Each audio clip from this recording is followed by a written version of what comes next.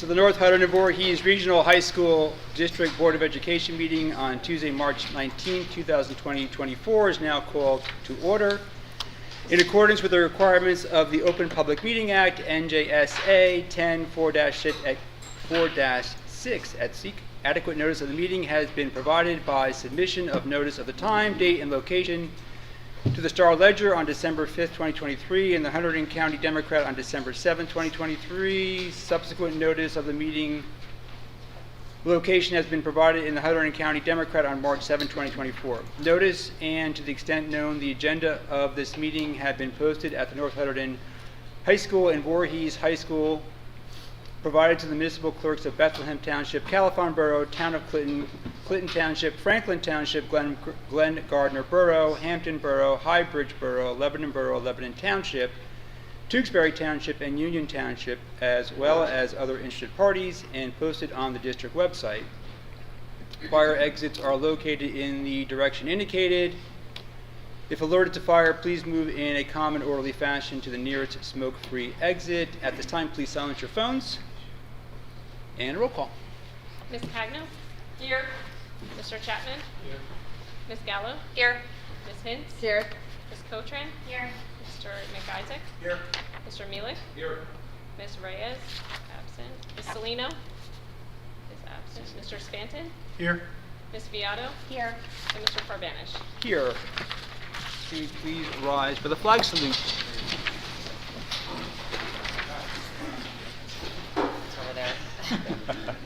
I pledge allegiance to the flag of the United States of America and to the republic for which it stands, one nation, under God, indivisible, with liberty and justice for all.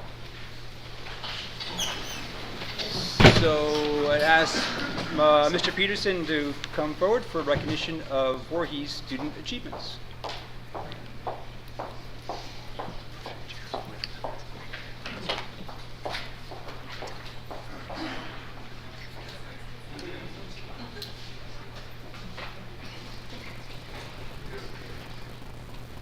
All right, well, I have a special treat for you tonight. Two of our freshman students, Brennan Priest and Taylor Zemanek, were recently on a ski trip to Smuggler's Notch with our ski club. Before I get into what they did, I want to thank their advisors, Kira Luckhart and Melanie Kerr, for training our students on what to do in an emergency situation. Brennan and Taylor were skiing down a black diamond when they saw two people next to a set of skis in the snow. The two people looked confused and worried. Brennan and Taylor stopped to see if everything was okay. The two people, one boy and one girl from another high school group, indicated that their friend crashed and went off the edge of the mountain. Taylor and Brenna could hear groans and helps from the woods. The friends of the boy in distress didn't know what to do or how to get them help. Brenna and Taylor let them know they had the ski patrol's phone number and could help. They called ski patrol and gave the dispatcher a very accurate description of the trail they were on, what to look for, the two friends' descriptions, and the skis, and as much information about the injured skier as they could. From the information given, Ski Patrol was able to locate the boy quickly. The injured man had at least a broken tibia from the fall down the side of the mountain. It was a difficult rescue, and the mountain had the ambulance coming before the injured boy even got to the patrol room.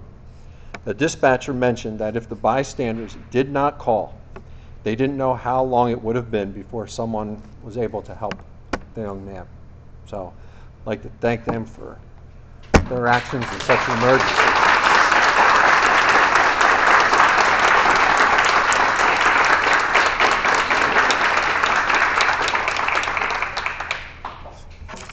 You go over there, please.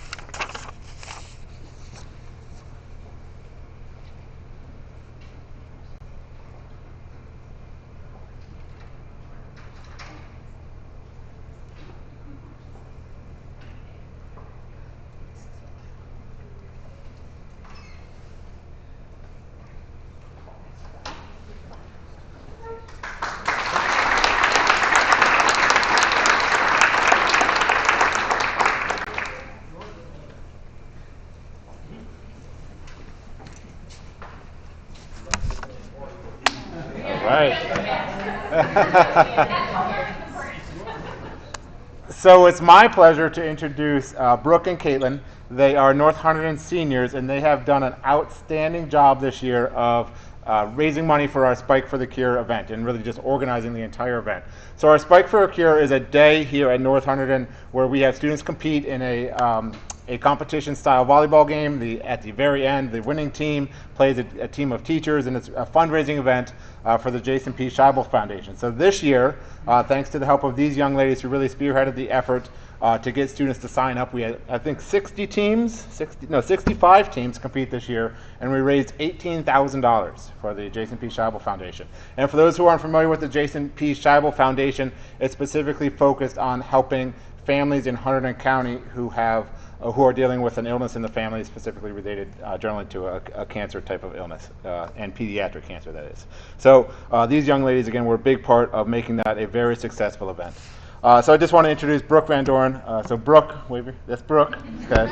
She's going to Penn State this fall, but is undecided about what she is doing at Penn State. She is on our volleyball team. She's a proud member of our National Honor Society and History Honor Society. She's also part of our Interact Club, Peer Leaders, and does the Friendship Day event. And this really just showcases her dedication to helping others that's what the main focus of most of those clubs are. And Caitlin Martini. Caitlin is attending college this fall. She doesn't know where yet, but she knows she's majoring in business.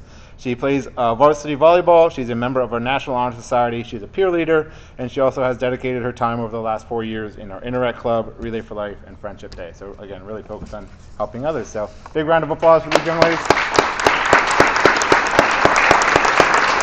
right, we're going to do some photos.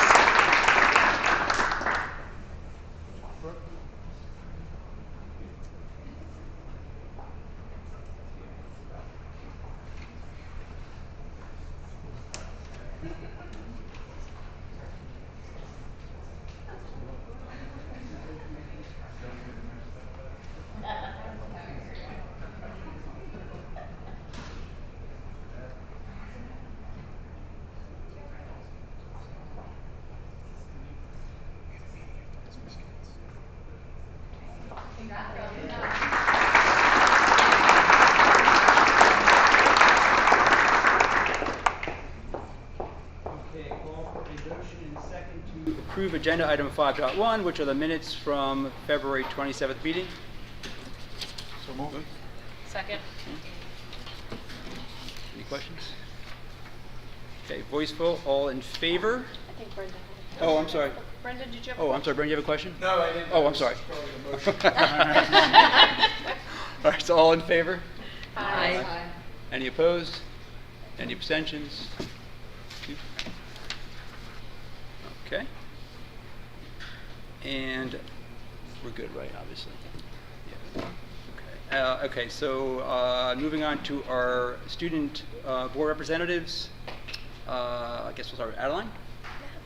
So, good evening. You've not heard from me from a while, so let's do a little recap on what's been happening at Voorhees. At the beginning of February, Unified Club met and made Valentine's Day cards. Oh, sorry. Want me to start from the beginning? We're all the way over here. Okay. At the beginning of February, Unified Club met and made Valentine's Day cards for local nursing and veterans homes. Later, they met in March and decorated socks for Rock Your Socks Day for World Down Syndrome Day, which is this upcoming Thursday. Our instrumental music department had its annual Pops concert. This year's theme was Rock and Roll Hall of Fame. Congratulations to the string ensemble, jazz ensemble, and concert band for putting on a spectacular performance. The class of 2024 put on a hilarious showcase of Mr. Voorhees. A big thank you to everyone who made this event possible, and congratulations to your 2024 Mr. Voorhees, Eric Muir.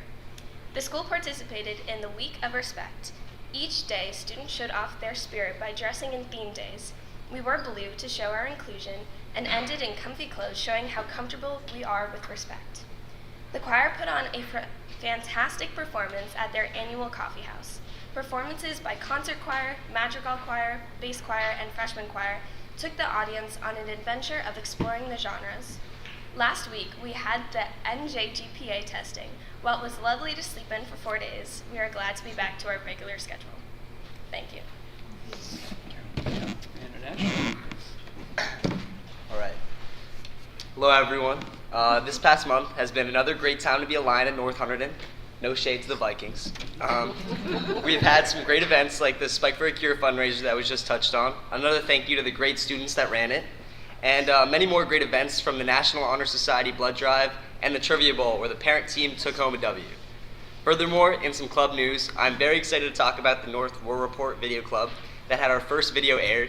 We will be getting another one out this week, so be sure to stay tuned. Special Olympics also started, which some of you may have noticed on your way in.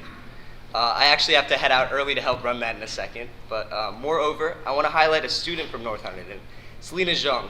She was one of 300 finalists and finished 8th place overall in a science competition, which won her a $60,000 award for designing and field testing an eco-conscious AI-powered artificial tree. This project used machine learning to selectively lure, identify, and kill the destructive and invasive spotted lanternfly.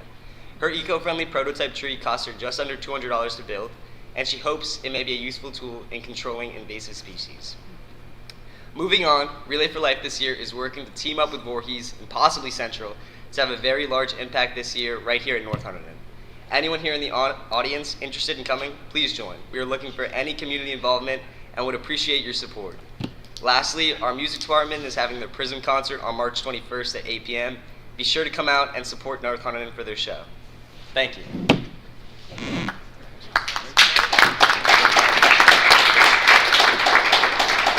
Any questions? Good? All right, thank you both. I'm gonna have to run out. You may. All right, moving on to the Chief School Administrator's report. Okay, thank you, Glenn. I have a few things to read out first. First of all, I'd like to recognize two seniors that were recognized at our Unsung Heroes Award ceremony on March 14th. That was sponsored by the Hunterdon County School Boards Association. Congratulations to senior from North Hunterdon, Sadie Lingerfield, and senior from Voorhees, Matthew Evans, who were recognized as Unsung Heroes for their respective schools. It was a great event. It was held at Flemington-Raritan J.P. Case Middle School. I know Kim and Christina were there, and Tara was there, but still feeling under the weather. But it was a really nice event. The jazz band did a nice job with the music at the beginning, and they did a really nice job with the presentation of awards. So thank you to the New Jersey School Boards for that. The Voorhees High School Drama Club will be performing Les Miserables at its spring musical on April 11th through April 14th. If board members would like tickets, please contact Joe Reynolds, and he will arrange for you. Also want to say a big congratulations to the North Hunterdon High School Jazz Ensemble, who qualified for the Group 2 finals for the New Jersey Association for Jazz Education State Jazz Festival.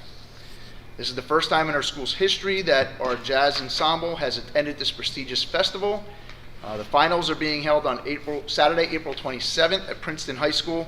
And we wish the best of luck to our impressive musicians as they head off to state finals, and also thank our teachers for the incredible job they've done in preparing them for this. And as a reminder, I just want to say schools are going to be closed from March 29th through April 5th for spring recess.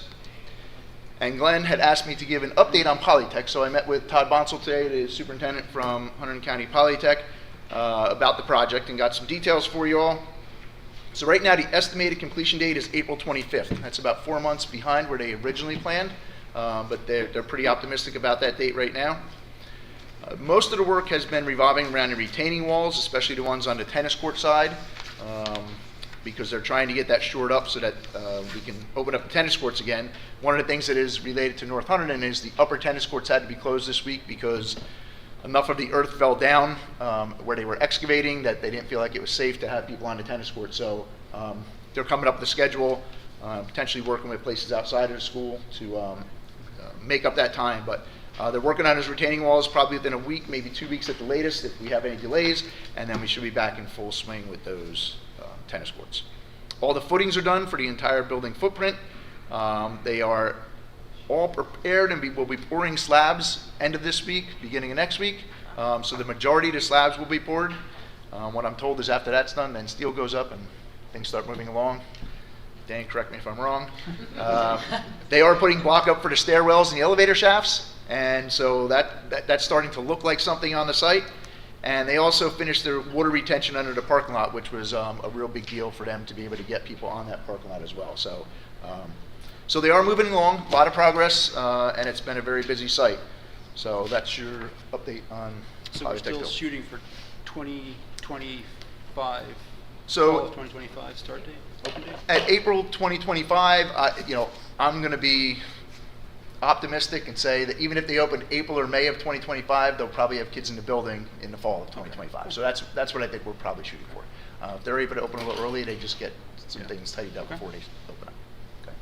And And then girls, the softball fields aren't affected? the softball field will not be affected. There will actually be a staircase that comes down to the parking lot there, so the girls might like that because they might be able to use some of that parking to get up to the softball field. I'm not sure if they're allowed to yet, but it'll be there. Rick, just one of the things, Yeah. I noticed that more recently, the workers have parked their cars off the road, which is helpful. Yeah. So I don't know if there's a way to let them know to not have like brick and deliveries when kids are starting to go to school, because it created quite the roadblock for students to try to get around them and everything. So we have sent multiple reminders. As expected, their schedule is their schedule as well, and it's hard for us to control what their schedule is. They were parking in the community parking lot for the walking paths over there, and I know as soon as we found out that was happening, we asked them not to do that. Then they started parking on the road. That became an issue, and then they're parking now in the median between, where the jug handle is. So as long as it stays dry, I think that's a good alternative and a good place. But again, I think they just finished the drainage under the parking lot, which that will give them an opportunity to pull on campus and park in an area on campus and hopefully be out of everybody's way. Okay. Any other questions? All right. So moving on, we have our report on harassment, intimidation, and bullying for this month. For new cases being reported to the board this month, there was 2 cases. One was unfounded, and one was founded for all of the offenders on the case. And then we're going to call for a All motion. right, so a call for motion and second to affirm the determinations on the HIB incidents reported at the Feb. 27, 2023 board meeting. Motion? So moved. Second. Yes. Any questions? Okay. All in favor? Aye. Any opposed? Any abstentions? Okay. And last but not least, the monthly reports are there for your review. If there's any questions, let me know. Okay. Okay, so our next meeting is May 7th, 2024, where we will have the annual budget hearing and regular meeting at 7 p.m. in the district administration office. I'll also add that if you don't know, or may be aware, that a request was made to review the book Let's Talk About It. A committee has been formed. It consists of administration, health teacher, a librarian, a member of the public, and myself. That committee has already met once to have a kickoff meeting. We have our next meeting next week.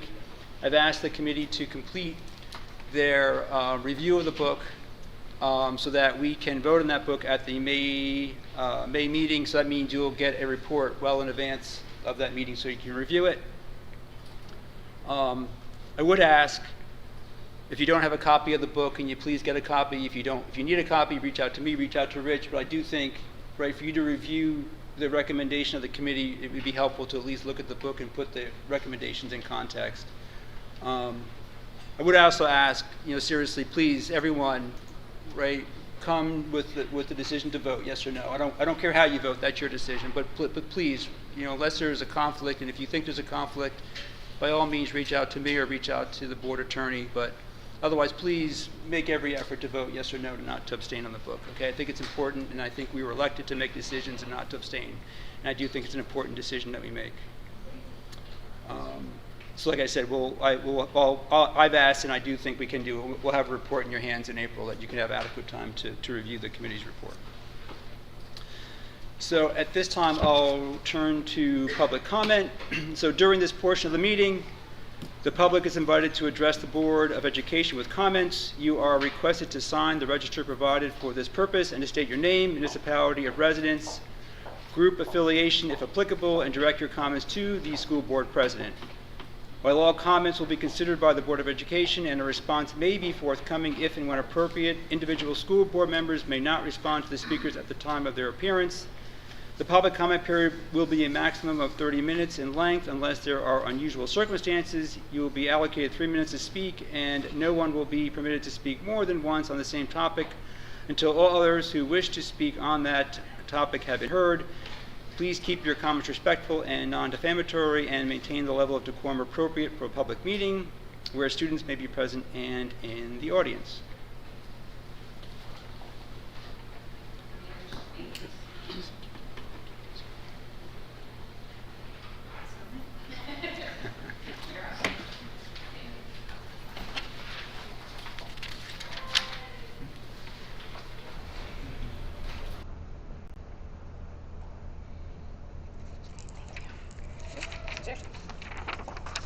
Good evening, board members. I'm Amy Barrett, a resident of Highbridge and a retired teacher.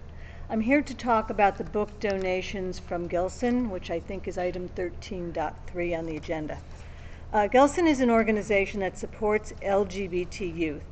One way to support these students is to provide them with books about characters who share their own experiences. Reading about a character who is gay, lesbian, queer, or questioning may help a high school student feel less alone and could even save a life. GELSON stands for Gay, Lesbian, and Straight Education Network. Reading books about sympathetic characters who are different from themselves may also help heterosexual cisgender students develop empathy. You might be asking yourself, why does the high school library need more LGBTQ books? Most of the novels in the North Hunterdon-Voorhees libraries and the Hunterdon County libraries are about characters who are straight, cisgender, and white. It's only recently that young adult books have been available with main characters who are LGBTQ, Black, Hispanic, Asian, Muslim, Native American, or differently abled. During the last 5 years, I taught language arts at Union Township Middle School, which was 2015 to 2020 roughly. I made a deliberate effort to balance my large classroom library with novels that reflected the growing diversity of my student population. The donation of books from Gilson is an effort to balance your school's library collection so that all students can read about characters like themselves. No one will make your child read these books, and reading a book about an LGBTQ character will not make anyone gay, lesbian, or queer. But reading these books may help someone's child feel less isolated and alone. A vote to reject these donations is a denial that LGBTQ students have a right to read about people like themselves. A vote to reject these donations is book banning. Please do the right thing and accept these donations tonight. Thank you for listening.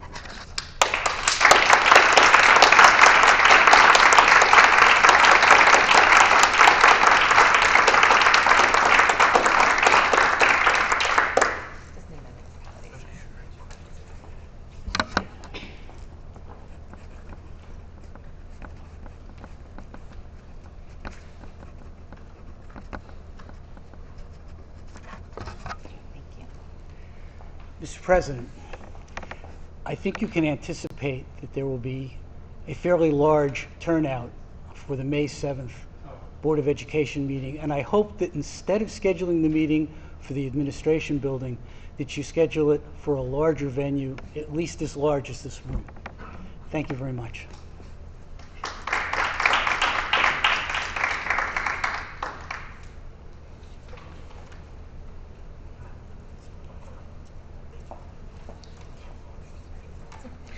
You know my name. I know yours.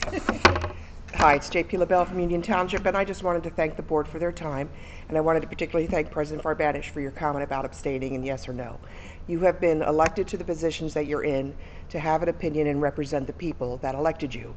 Abstaining does not represent that unless it involves your child or your family or something personal.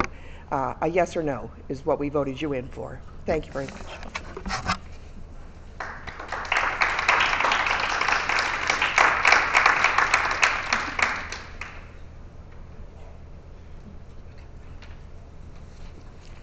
Hi, good evening. How is everyone? My name is Alexa Offenhauer. I'm from the town of Clinton. I want to thank you, as always, for your time. I wanted to come up here tonight to talk about something that's been bothering me since the last meeting, and that has to do with the no votes on the weeding and culling of the library resources. There were some questions that were asked which seemed fairly legitimate. What is the process? Is there a process? How does it go about? These questions were answered. They seemed very reasonable. I went ahead and looked at previous agendas and noted that culling obsolete materials, not just library books, but also in one case 15 pages of Chromebooks on an Excel spreadsheet and other technology devices, treadmills, refrigerators, library books from the English department in both high schools, curriculum books from the English department in both schools, and library books from both schools. And so the decision to vote no on a process that is engaged in by experts in a field, not just the librarian, but also the vice principal, when there is not a corollary no vote on various, in many cases, far more expensive and financially meaningful culling of materials, that someone could say, well, how do you know that laptop is broken? How do we know we need new laptops? Strikes me as an example of the kind of bad faith argument that we're seeing here. And I think that as time has gone on, the fact that the argument that these are bad faith arguments becomes clearer and clearer. We've heard people accuse the librarian of being literally a pedophile, and yet where are those people now? If that is something they really believed was happening at this school, would they really come for 1 or 2 meetings a year, make a big noise, put a lot of their videos on Facebook, and not show up again? I think that it speaks to what we're seeing as a bad faith argument. The books that are in the school library are not chosen at random. They are chosen by an entire field of study of library science. They're award-winning. They are commonly in school libraries. And I want to just say that I hope that moving forward, we can see good faith efforts to make sure that all students here feel represented and feel that they are included in what is happening in the materials at the school. Thank you.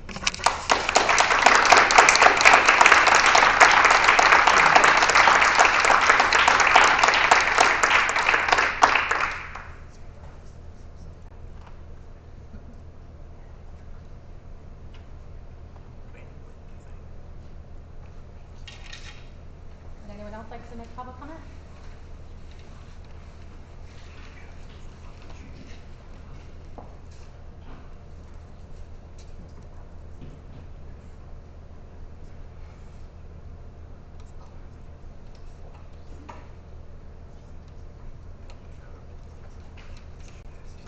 No. Thank you. Thank you for encouraging people. I'm Sandra Marzo. I'm from Franklin. And I also would like to thank you for encouraging your fellow board members to vote yes or no. I personally feel that abstaining is, I'm trying to be polite. I feel it's a coward's way out, to be honest. Just have the courage to show what you feel regarding the book, and read it. I mean, I looked up on my phone while I was here. The North Hunterdon County Library System has one copy on the shelf at the moment, and has a digital copy for your Kindle device. So there really is no excuse. I'm sure everybody here has an Amazon account, because most people do nowadays, and most people have Prime. Not everybody, I get that, but lots of people do, and lots of people who are against these types of books argue that, well, parents can go and buy it on Amazon. Not all parents can. Not all parents can afford it. But if that's your argument, then you can afford, most likely, to buy the book, to read it for this assignment on the board. And I also want to point out, Binder's not here again tonight. This is the 4th time that I've been here as a parent of a child in this school. He's not here. Superintendent's job is to lead the board, the community. He's not here. And it's especially important when there are hot topics in the community or times of crisis. And he's not leading, and I wouldn't consider this exactly a crisis, but this is definitely a hot topic, a stressful time for our librarian, for some parents in the community. I mean, I would imagine that the parents that are pushing to get this removed feel stressed about this. Parents who are passionate on the other side to keep it feel stressed. And he's not here. He's not showing any sort of trying to bring the community together. And that makes me wonder, what would he do in something even more stressful if we had an active shooter? Is he going to crap his pants? Like, to be blunt, what's he going to do? And I have a child in this school, and his office is just down in the other parking lot. What's he going to do? I mean, you're here, you have to sit here and eat it from the public every time we show up and yell at the board, right? Where is he? When's he going to come?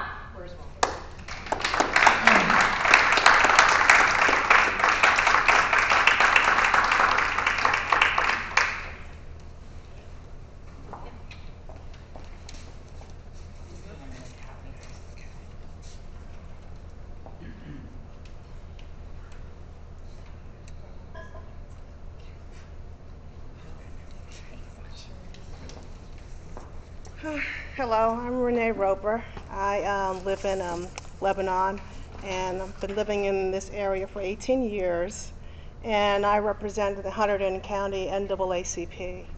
And I was going through the monthly reports, which you touched on at the start of the meeting, and what concerned me was the increase in number of bias acts, hate crime, and intimidation, where there were no acts like that in September, something in October, nothing in November, one in December, and then so many more. There were 2 in January of bias acts, 2 of intimidation. In February there were 3 bias acts and 1 hate crime.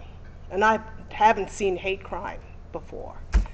And I'm kind of bothered that it hasn't been talked about or touched on. I very much appreciated the board's effort last year when we formed the ad hoc DEI committee. I was a member of that. I think there was a lot of initiatives that are going forward to change the culture in the school, to have a better student community. And so, seeing the rise in these acts, I would ask that you would continue to work with the principals to ensure that we're still monitoring, the culture and the attitudes of our students, and continue to make this a priority. I don't know if the months of January and February are just one-offs. I will continue to read the monthly reports. Hopefully, it's not a trend that continues. And so I really would appreciate the board's attention and support in that area. Thank you.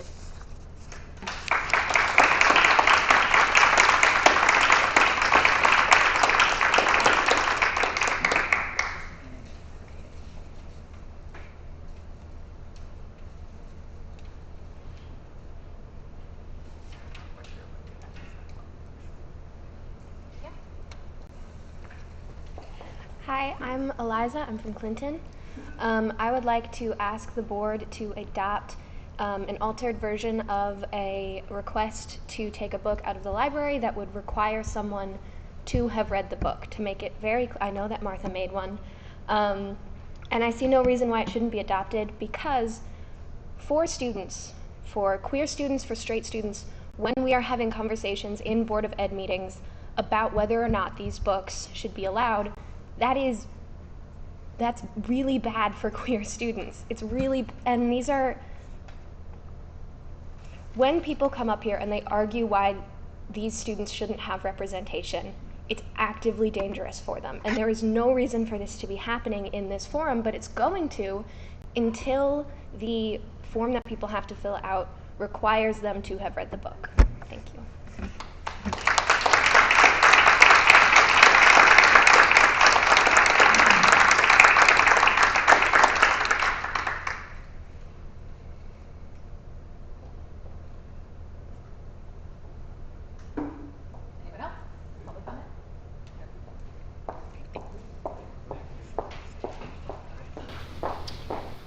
Okay, so moving on, so I need a call for a motion and second to approve action item 10.1, which is authorizing adoption of the 2024-2025 preliminary budget and annual maximum travel expenditures.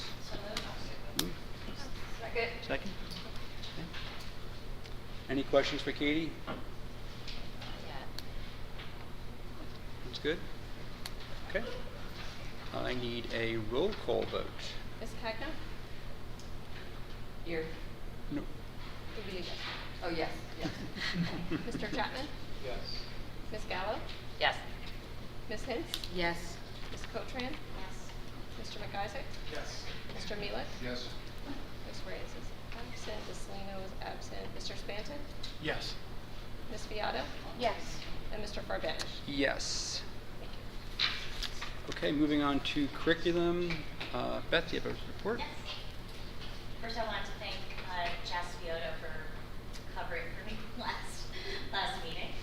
The Curriculum Instruction and Technology Committee met on March 13th, and we went through several of the board agenda items. We are starting to get contracts for out-of-district placements and the rates for professional consultants for school for next school year. We also, the committee supported the items as they were provided on the board agenda. The other items we talked about, one of which was the Seal of Biliteracy. So the Seal of Biliteracy is a state program that recognizes seniors who are proficient in English and one additional language. This year's seniors earn a total of 67 seals, and so it's not done by student, but seals because some students have earned the seal in multiple languages, which is very impressive. The district uses Title IV funds to pay for the test for students in order for them to earn the seal. And in addition, this year, the schools emailed juniors and seniors as well as their parents about the program so that we were able to involve students who speak a language at home, even though they may not be taking those classes in school. The positive note is that we are starting to see an increase year on year since the pandemic, and it's putting us closer to pre-pandemic numbers. And those students will be recognized for their accomplishments this spring. Standardized testing update, it was provided by one of the student representatives. Last week was a busy week. We were reviewing the spring standardized testing schedule, including the NAEP assessment, which was new this year. I think we had 50 seniors who participated in that test, is that right? The NJ GPA, which is the test that juniors need to take to demonstrate proficiency for graduation. AP testing will be coming up in May, and the NJ SLA will come up in May as well. When AP testing is completed, we'll review those results with the curriculum committee. We won't receive the results for the NAEP assessment. We also discussed the impact of the change in our AP policy that it's had on the number of students taking AP exams. Last year was the first year where students earned AP credit for AP courses regardless of whether or not they took the AP exam. And we've noticed that there is quite a bit of a number of students who are doing concurrent enrollment options, which is where they can get credit at a university at the same time, which is also very positive.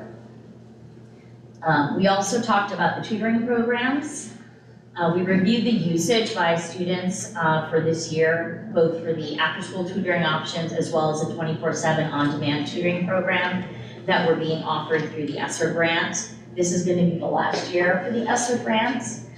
So if we decide to add the tutor.com program again, it would be at a reduced rate, but we would still need to pay for that. The students had over 400 sessions or 10,000 minutes with the online tutoring program. And as far as the in-person tutoring with teachers, we had over 300 sessions with over 16,000 minutes as well. The extra help is available to students during the school day as well as through the resource rooms on Monday, Wednesdays, and Thursdays. Finally, something that we had broached last year, but also again this year, we're briefly discussing the impact of artificial intelligence and how it's being used in our district. We're going to take a closer look at this for next month's committee meeting, and we'll discuss it more at that time.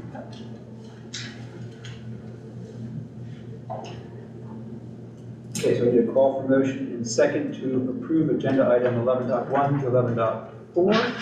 So moved. I'm sorry.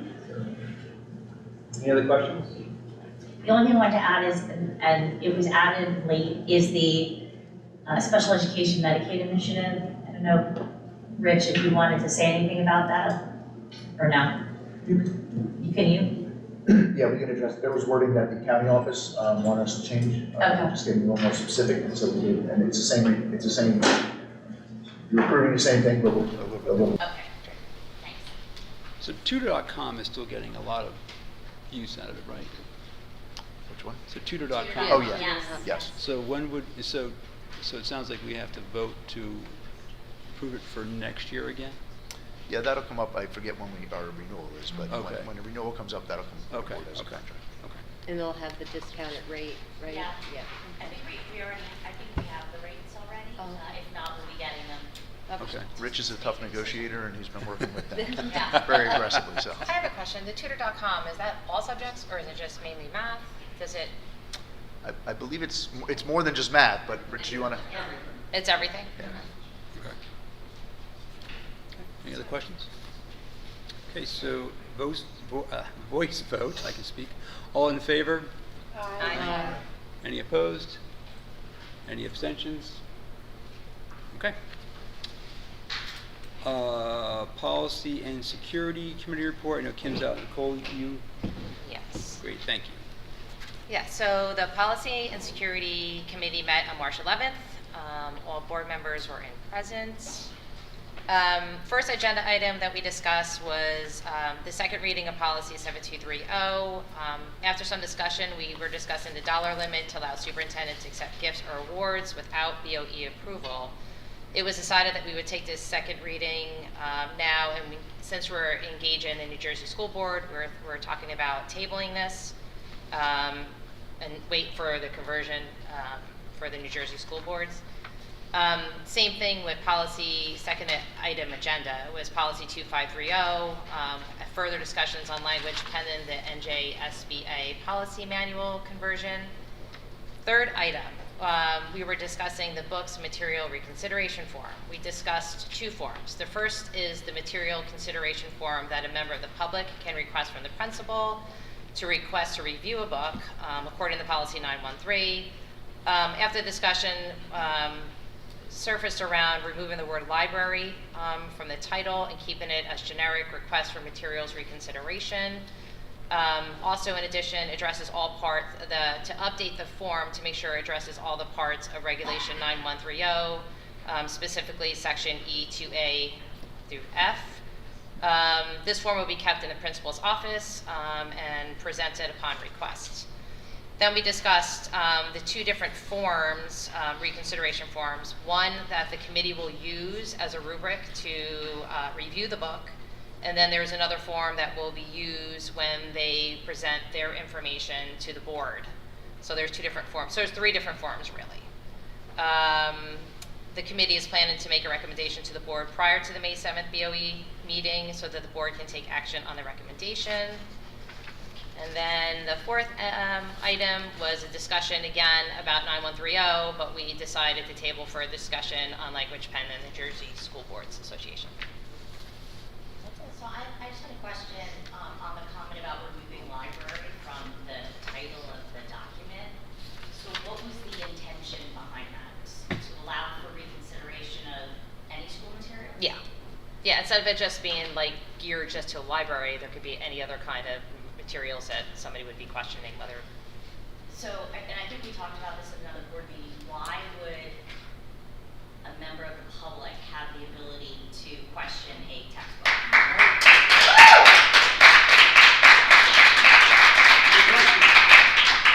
Because there was a book last year that was questioned by a parent of a student that was assigned an English assignment book that he felt crossed over into obscene material. Okay, but that, even if that's the case, one parent of one student should not be able to make a decision to put a textbook up for consideration because a parent is not necessarily qualified to challenge the materials of the textbook. And in addition to that, too, taxpayer money,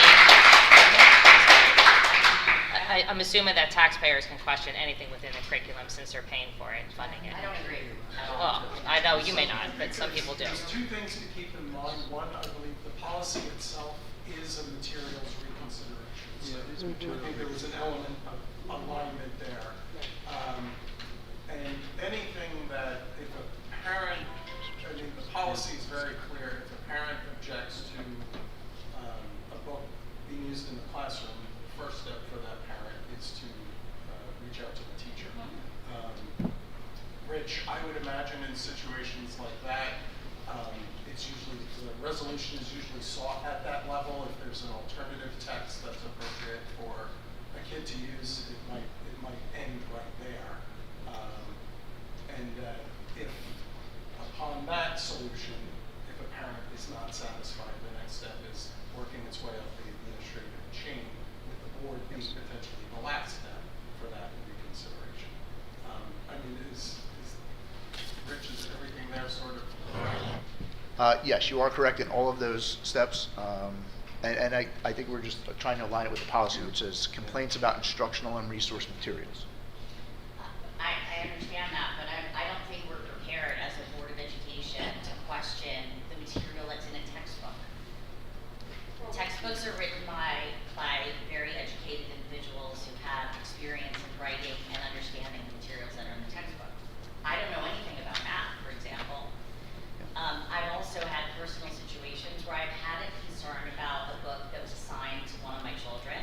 I raised it with the teacher and was given a substitute book.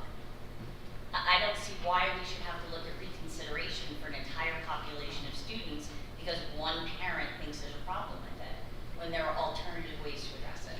New Jersey School Board's policy, instead of it calling it a library material request form, it's called the materials. So regardless of like removing the library, it's called a materials request consideration form.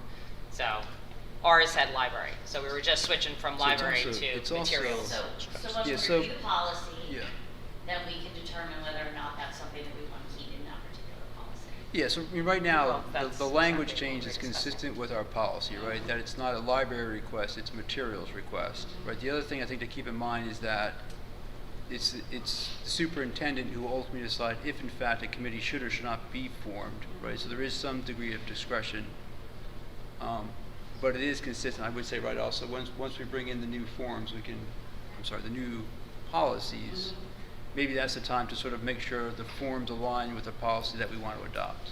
But So just so it's clear, I don't believe that textbooks should be included in that. If you want to include, no, right. So I think maybe one of the questions is to look at when we bring the new policies in to see if we can, right, let's review the policy to make sure we like the policy and then align the forms to the policy. So I think when do we start rolling out and transitioning into the new policies? So we have a kickoff meeting on April 11th with the New Jersey School Board's representative. We have a questionnaire we're currently filling out now in district office. I need to get some answers from a few different people, and we'll get that back to them. Kickoff meeting on the 11th, and then we'll know more at that point. Can't hear the date, I'm sorry. April 11th. Kickoff. Can you help me understand with the book consideration form? Is it being requested for the book to be removed from the library entirely or removed and placed behind a desk? Because that doesn't seem to be clear. the request is to remove it entirely. Okay.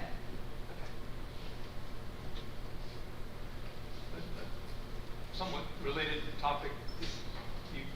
Nicole mentioned that we tabled a few things this meeting, and it was an area of discussion was, are we going to have this like big balloon of things to do at some point when we make this switch and there's every single policy is gonna, we have to like decide whether we want to accept it the way they propose or not. So there's gonna be this like potentially mountain of policy actions that are gonna happen as we try to transition from Strauss-Esme to school boards.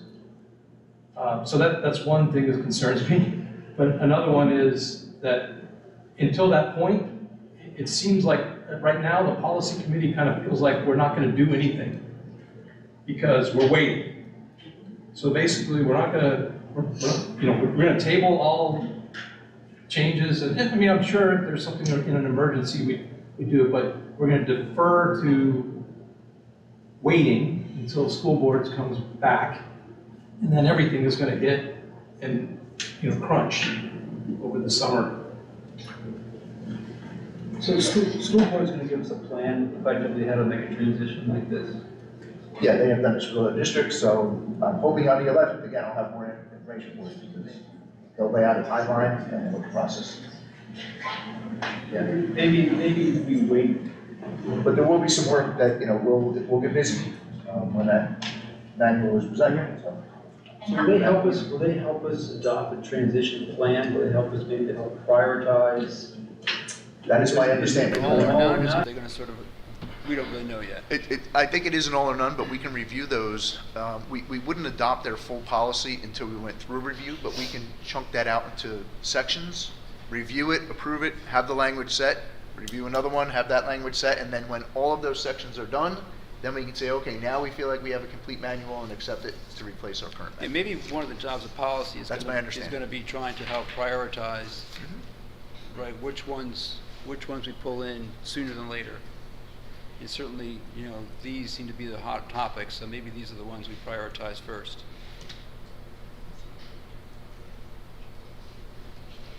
When did we adopt Strauss-Esme, or has it always been? 2001, so long time ago. I know, but I think about it, look, we're still trying to implement changes under Strauss-Esme, right? Or is that something that they always do? They always do. They're always making changes, recommendations based on legislation that's come through. So they look through and make sure that we're compliant to any New Jersey state changes. Got it. I think the only thing I sort of wondered about in the policy committee discussion as well, in recognizing that there were customizations, decisions made over the years to address certain policies and certain issues. As we transition to school boards, their policies are going to read differently and don't necessarily have some of those considerations in there. And I guess one of the questions I have is, when we're making that kind of transition, is there, and this might be both a legal and a Strauss-Esme question, is the move to hold harmless, more or less, on many of those prior conversations, adaptations, customizations, or is that the time that you're now sort of relitigating those questions?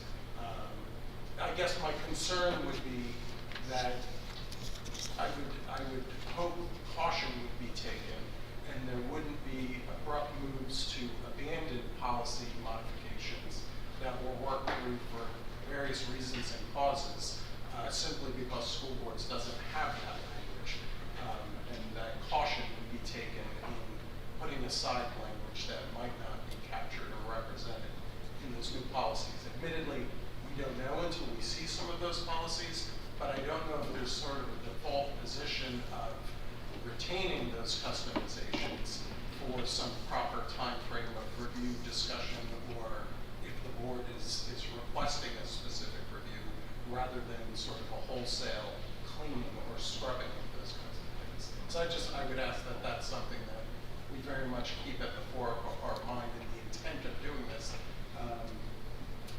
I know coming on here, the consideration was first brought up by the superintendent in January at that first policy meeting, and in many cases, because of the level of the detail and the constant changing in Strauss-Esme, and I know that school boards often does have a more user-reader friendly version of it. So I understand it from that approach, but I just want to make sure that other things aren't sort of lost in that transition. And maybe that's the work of the conversion and what's brought to our attention. Yeah, I do know where in the meetings we had, one of the things we have to watch in making the transitions is see which policies we customize personally, right? And that's part of the. I agree that that's part of the exercise, right? And certainly 9130 is one of the ones that we've customized to us.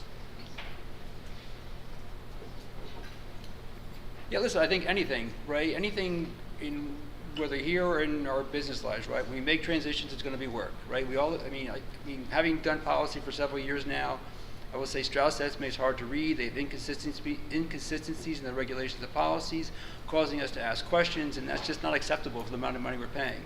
So, I mean, right, we're trying a more standardized, right? And these policies are reviewed by the larger public. So, I'm not going to disagree with a lot of work, but certainly I don't think Strauss Estimate is providing what we need. So, I think the other added benefit, besides the twice-a-year delegate, is our county meetings, because we have all of the members from school boards, legislation. They discuss everything new and how it pertains to policy. So it's helpful. So we're getting a focus on a monthly basis as it pertains to our county, and then as our different schools in the policy. So I think I think after the hard work is done, it'll be a plus for our district.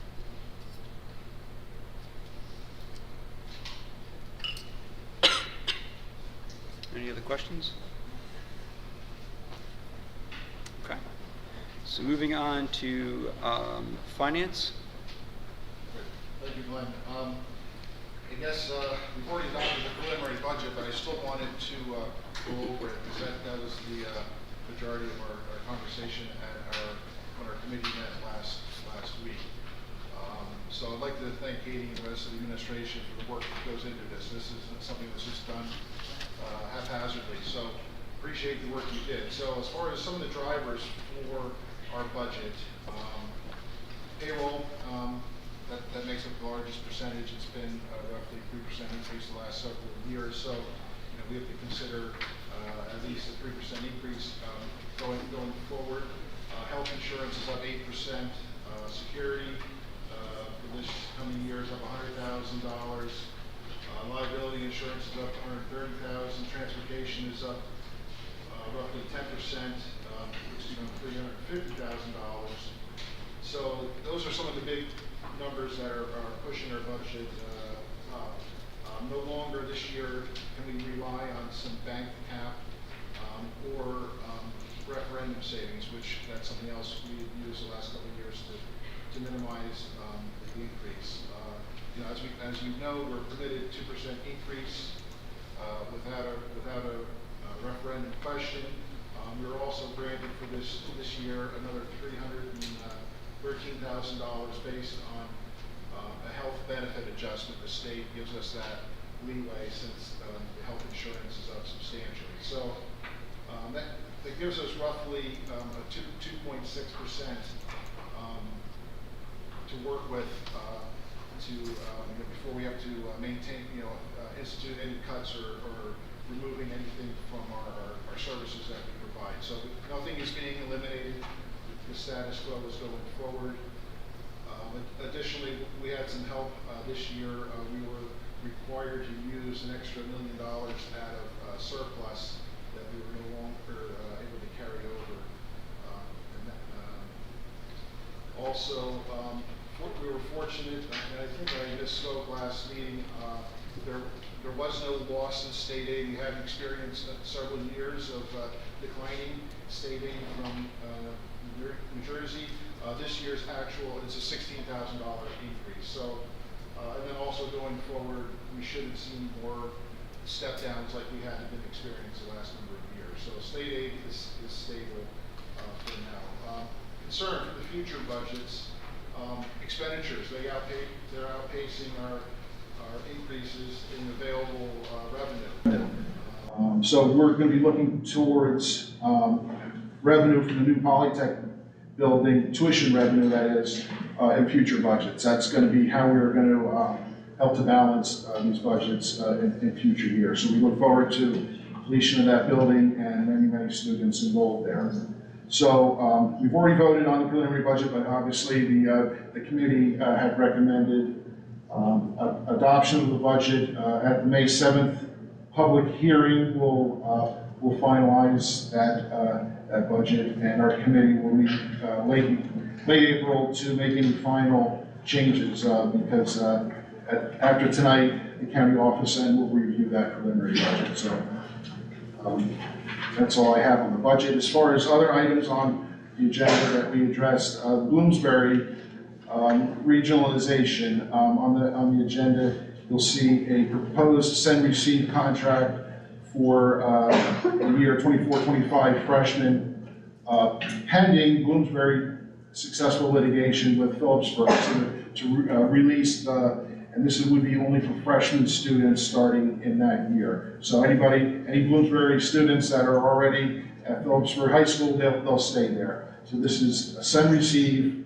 starting with that incoming freshman class. So the next step, and this is a lengthy process. We started this several years ago when Bloomsbury approached us, and I think the number of students we're talking about, I think K through 8 is like 100 students. Is that roughly plus or minus? Yeah, but plus or minus, but not many hundred. Yeah. So it's not many. So with the send receive, they don't receive voting representation on this board. However, if all goes to plan, we could eventually get to the point where we would need a successful vote of our districts, as well as they would need a successful referendum vote to approve this merger, at which time then they would get representation. Probably the most likely scenario would be they would get an extra 1/10 of a % vote to go along with the Bethlehem Township position, since they are neighboring Bethlehem Township. And another point that has come up regarding this is how would the added expense of transportation? Because as we know, transportation keeps skyrocketing. We feel that they can piggyback with the Bethlehem Township busing without much added, with no need for a new bus route to cover those students. So you see resolutions on the agenda regarding this Bloomsbury regionalization effort, but it will go on. Will be updated periodically as they proceed. The last two things we addressed on the agenda was the acceptance of a book donation and an acceptance of an NJSDA Emergent Needs Grant in the order of $55,000, and the committee was in favor of both of those. So that's my report. Certainly, you might have some budget questions. If I can't answer them, I'm sure Katie could. I just had a question about the Bloomsbury.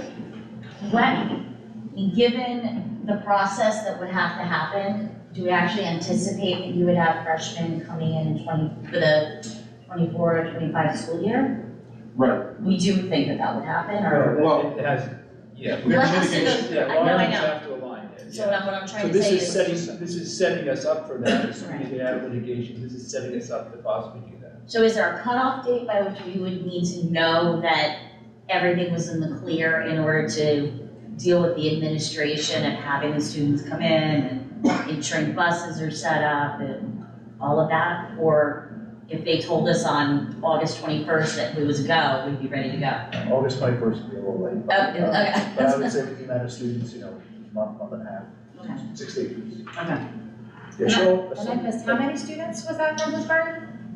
I know it said 100. It depends on the grade level. That's in K to 8. So for us, it would be an impact of maybe 30 to 40 students. Some grade levels had 6, some grade levels had 12. It's rolling, right? So the students in 9 through 12 that are going to Peaburg stay there, right? So we're going to roll into 9th graders and 9th, 10th, and so every year. So they're not switching from Peaburg directly to, it's rolling from Students at Peaburg. Peaburg stay in Peaburg and we roll it.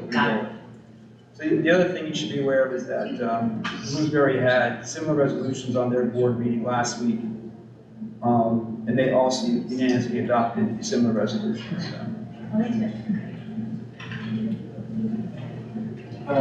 Having done this once before in another district, do we have any insight as to sort of the litigation Only because we planned for it and it went a year longer and because of the ability to sort of, I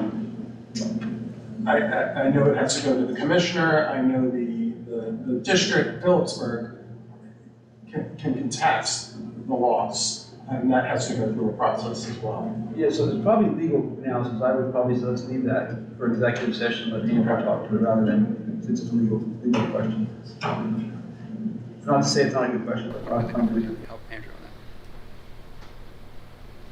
It's not a question, but I just want to thank John and Katie for the budget work in explaining it this time. If I took my notes right, you said that with the state aid, the budget's going, we think the budget in the 2% limit, we're going up 2.6%. But then you named a bunch of things that are going up by more than that. Well, it's, I just named a lot of the drivers, Yeah. and one savings of the surplus that we had to take in this budget, so that was a savings. But we're using the 2% allotted by law without the referendum, and then the state was also giving us roughly a 0.6% allotment to increase because of the level of the health benefits increasing. That's good. Yeah, that's good. I wanted to say thank you, Katie and John and the committee.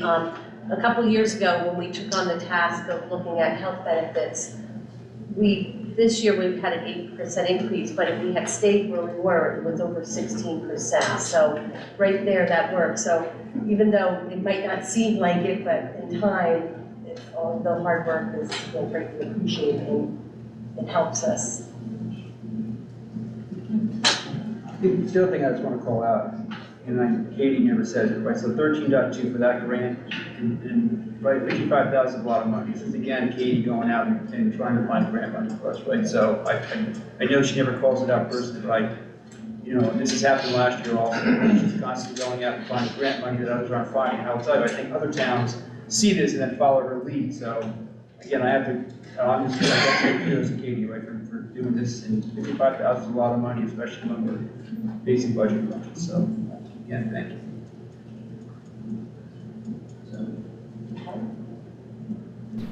Any other questions? Okay, so a call for motion and second to approve agenda items 13.1 to 13.9. Second? Second. Kara? All in favor? Aye. Any opposed? I vote no to 13.3. 3. And any abstentions? Okay.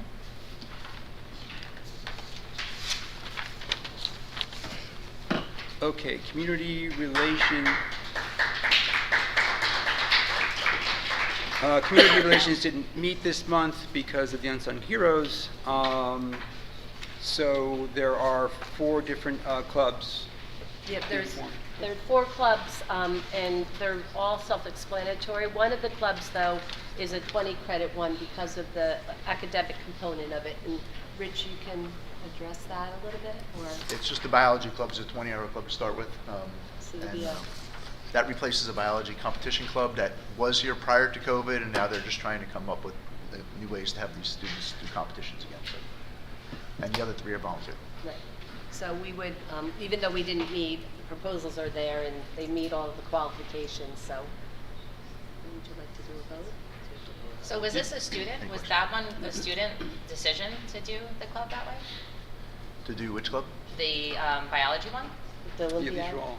That's awesome. So they're all driven by students. The academic one sometimes is a teacher Wasn't encouraging sure, yeah. students, to say, hey, we could start this up again. And I'm sure in that case that was what happened.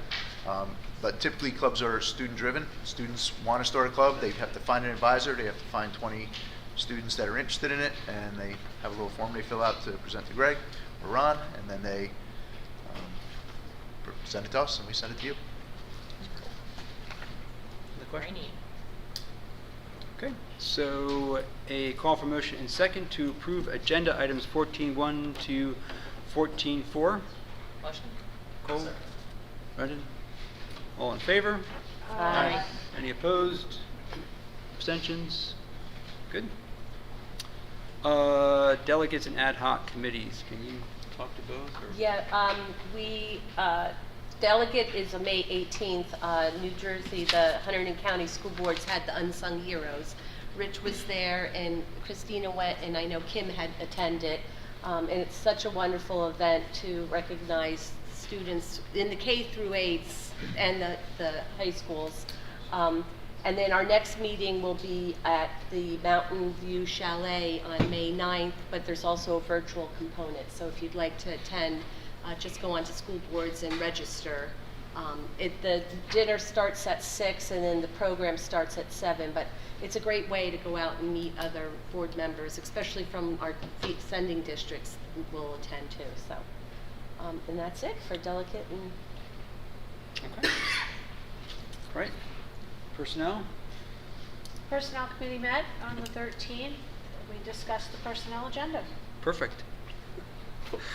Okay, so a call for motion and second to adopt Resolution 031924-2 for executive session to discuss matters falling under categories 7 and 8 as reflected in the attached resolution. The board expects to be in executive session for approximately 1 hour, and upon return to public session, action will be taken.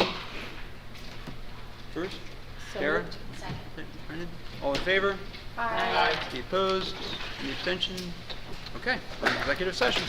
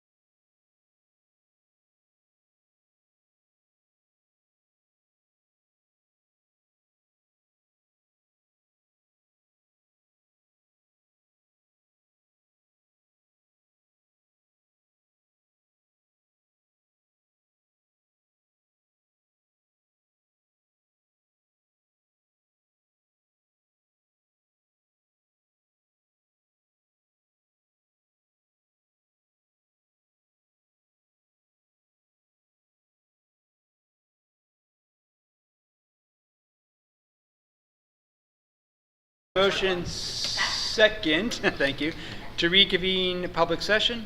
Motion. Cool. Tara? Second. All in favor? Aye. All opposed? Any abstentions? Nope. Okay, a call for a motion and second to approve agenda item 19.1, 19.2, 19.2, and to include hand carries, which are none. Motion second. So moved. Second. Cool. Roll call. Ms. Cagno? Here. Yes. 2 for 2. Mr. Chapman? Mr. Chapman? Yes. Ms. Gallo? Yes. Ms. Hind? Yes. Ms. Cotran? Yes. Mr. McIsaac? Yes. Mr. Mealy? Yes. Mr. Spanton? Yes. Ms. Beato? Yes. And Mr. Parbanish? Yes to 19.1, abstain to 19.2, because I wasn't here. Okay. All right. Any old or new business? Something. On old business. I think we discussed, I don't know, it was last board meeting or the board meeting before, on line item 15, it keeps saying delegates and ad hoc committee. We no longer have an ad hoc committee. Can we remove that and just keep her delegates so people don't think that there is going to be a committee report? Aren't we supposed to be following up with the principals on a quarterly basis as part of the due diligence of the ad hoc committee to find out what they're doing with DE&I activities? And I did think of that when we had the speaker, and I was wondering, we have not had an update in several months. So my understanding at the last meeting was that we would make it part of the community, I always forget what the name of it. Community relations. Student activities and Community relations student committee meeting. So maybe what we do, Tara, is we ask the principals in advance of the next meeting so that we can report out on it. The principals were giving us actual reports. Maybe they could actually speak to what's going on in their schools. So they were supposed to, and then I think Jeff wrote the reports, the report that we got. Well, that's a little. I thought That's a little it was less than what we expected. Yes. I thought it less was than what we decided expected. when we had the last one meeting that if there was something to report out. Yeah, I they thought it would. was something, if there was Yeah, something if there to wasn't report anything, then it would versus- give more like effect to when something really was done, more so than just reporting out like nothing to report or. So, I mean, I would think that in light of the comment that was presented today, that it's worth a follow-up on what actions are being taken, especially since it happened in, I think at North. Yeah, the hate crime. I mean, that That was we publicized. see if so. anything, I know, to see if anything has been done as a follow-up, other than to get the police involved. I think it was What's still being under done at investigation, school. right? Rich? What? Still under investigation. No, it was. Yeah, I don't know if we should talk about a student Yep. issue right now Yep. in public session. What were the, when that committee made its recommendations, were there activities that just inherently would have some sort of periodic update or reporting?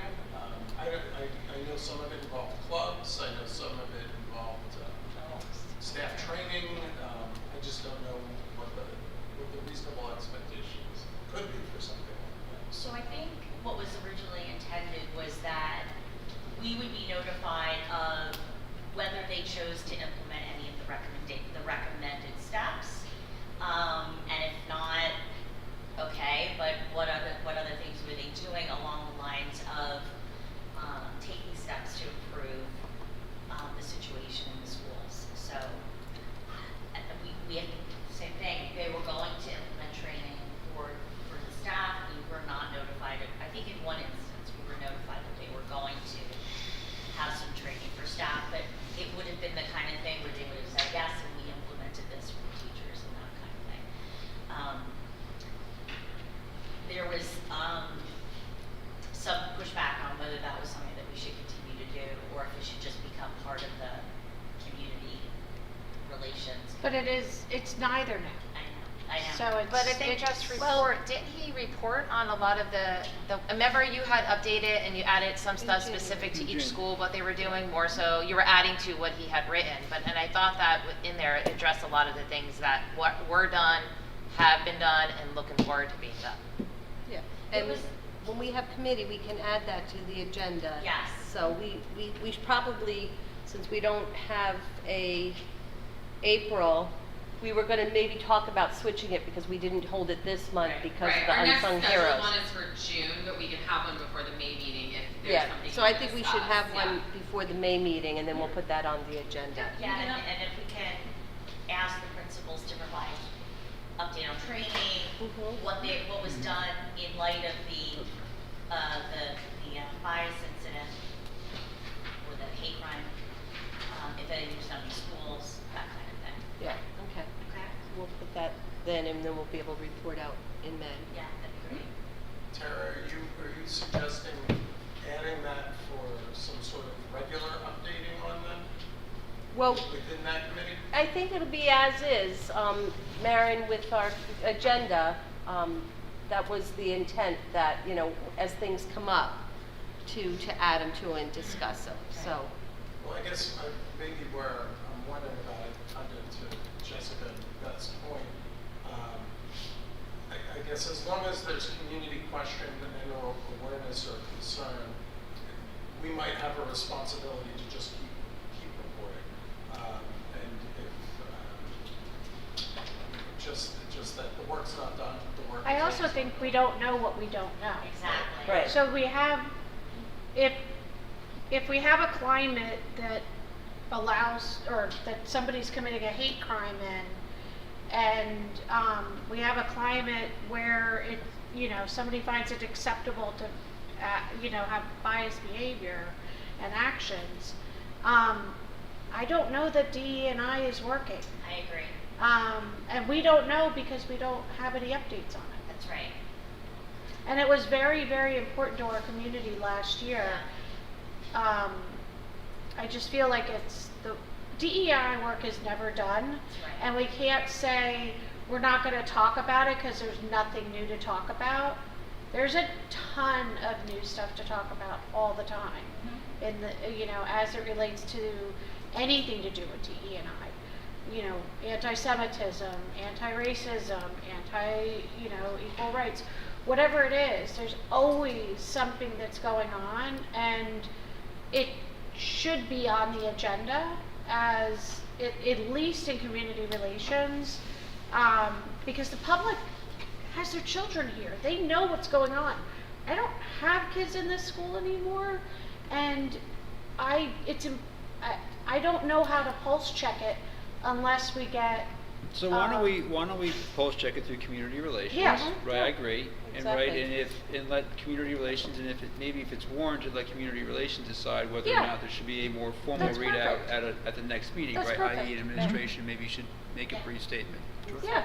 Yep. That makes sense, That's- because we don't meet monthly anyway. No. It's more, you know, spread out, which is exactly what the original reporting was supposed to be, was really on a quarterly basis anyway. Right. So I think that might work well. But we need I agree. something. Yeah. And especially in response, and which we did Yes. not, you know, especially in response to what happened Exactly. recently.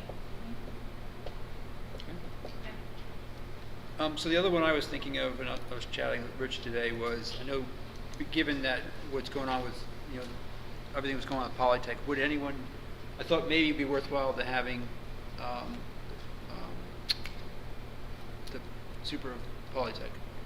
Yeah, Todd Bonds. Todd, thank you. Do a presentation to finance to sort of give an overview of his perspective of how the construction is going. Does anyone think that's helpful, not helpful? I think that's a great idea. I mean, is it worthwhile shooting for May, or, I mean, I think that gives, that's yeah. a big chunk of time, right? I think we can shoot for May. Yeah, okay, so. Give me Good. option, May or June. Yeah. Yeah. I'll ask him what his availability is in May. If we can get him in May, great. If not, June isn't that far away, I agree. Okay. It's a Zoom. Yeah, May's gonna be May's busy. gonna be a very long meeting. Very with busy. that, so. Well, we'll do it at the committee meeting, right? Oh, in the We'll do it at Is committee. May- Yeah, not a presentation for Is full board. May's meeting earlier than That's 7 early. o'clock? No, I think it's still 7. it's still at 7 Does it o'clock, start but at it's, 7? yeah, Goal setting. no. Yeah, but it's May 7th. It's earlier in a month. In Right, it's early in the month. I just didn't realize if we were starting earlier. Like time. You were still starting at 7, yeah. I thought you still were. I thought we used to One start year at we an did hour. Yeah, that's right, early. one year we when did we 6, went- yeah. Yeah, when they did the presentation of it. Yeah. When you did goals, then it Goal setting. Goal setting. Goal setting. That used to be in Niagara. So goal setting, so since you raised that with my other question. So we didn't do, right, goal setting got postponed last year, and by the time it came back on the radar, we were already halfway through the year. So does anybody want to do goal setting with Glenn this year? At this point, Well, not for this year, for 2020, 24, 25. But meaning, i.e., I think we engaged in the process over the summer. over the summer. In June. Board goals, Yeah, yeah, board goals. I guess the question is, if we're going to do it, we have to obviously implement them. So do you want to re-engage Gwen to help us do goal setting in the June meeting? Yeah. Yeah, June or July, or June or August, That's something you set up for. How do I get that going? depending on her availability. Yeah, we can reach out to Gwen and just, I'll keep you in the loop. Okay. Yeah. All right, so we'll shoot for either June or August. Okay. Rich, I have one other question. It may not be something that you know the answer to, but it was mentioned tonight. Do staff maintain classroom libraries, specifically in the English department? I don't know if it's a practice that's utilized or something that the district has financed or done, or just left to sort of teacher discretion. I don't know of any official financing or setup of a classroom library, but I do know that teachers have resources in their classrooms, some of those being novels, some of those being other resources they might have, periodicals and things of that nature. Okay. But you don't know about like maintaining sort of a classroom level library where kids are browsing and taking books out on. You're not sure. I don't believe we do. I mean, there might be somebody doing it, but it's not something that is a sanctioned kind of thing that we are aware of. So typically, if a student wanted to find a resource, they use our library. Hey, Rich. I have something. In addition to the board goals, we have a 5-year strategic plan that has finished 2023. So what are the next steps with us? They're sending, I know Tewksbury Township right now is in the midst of their 5-year strategic plan. Yeah, that's what we have to do. How did we- Superintendent, Rich, you'll have put that I've never together done one, because so. it's the community. They set up the strategic plan, so I can- 5-year plan, and we're due this year. I can ask Gwen about both of those things, Okay. which is setting up board goals and then also what our steps would be for strategic planning. We have used school boards to facilitate it in the past. If we want to continue using school boards to facilitate it, Gwen would be the person that we can contact. I know some school districts use some other entities to do that, but I think school boards has always served us well. So I believe I've been involved in Tewksbury. you Okay, had sat good. on it, right, Brendan, last Yeah, year? Yeah. twice. So was it school boards at that time, or? Oh, you're talking about when we did it here last? Yeah, it here. was school boards, it was Gwen. It was Gwen, okay. Facilitated All right. last but time. who did you use at? There was someone else at Clinton Public. Centennium, we used at Clinton Public. Judy. Yeah, Judy, I don't remember the last name, it was Centennium, was his firm. Okay. Yeah. Gwen So I know there are other ones, but- here, and I counted Centennium and Central also. Okay. That process is a long process. It usually involves soliciting input from community members, teachers. You're really trying to get all voices in, and you're establishing sort of a 5-year direction for the district. It's meant to sort of be very forward-looking, not necessarily idealistic, but future-oriented. And in theory, it's designed to outlive any one of us as a board member, and it's chartering the vision and mission of the district going forward. I can't remember the year that it happened here, but I know in many places, the pandemic just knocked all of its sidelines. Like schools began that kind of work, and then a lot of it just paused because of the reality of that work. And it could be one of the goals this year is to re-engage and use it to get a board goal for the So that was my question, prioritizing, do the board goals first and do that second. Yeah, I'll talk to Gwen about both of them, but I think, All yes, right. in the order of things, that's how it would play out. All right. So. Good, thank you. Rich and Katie, if the issue with the retaining walls at the courts, if we incur any kind of significant costs because of that, because we have to bus kids somewhere or find another place. Is that something that you would look to either Polytech or the contractor to get reimbursed for? Yes, we would look to Polytech because our lease is with them. Right, And and then then it's they their can- responsibility to handle. Right. Yeah. Okay, great. But- Thank you. Okay. Anything else? All right, call for a motion and second to adjourn. So moved. Jess? Second. Okay, voice vote. All in favor? Oh, voice vote, thank you. All in favor? Aye. Any against? Abstentions? Okay, we are adjourned. Thank you both.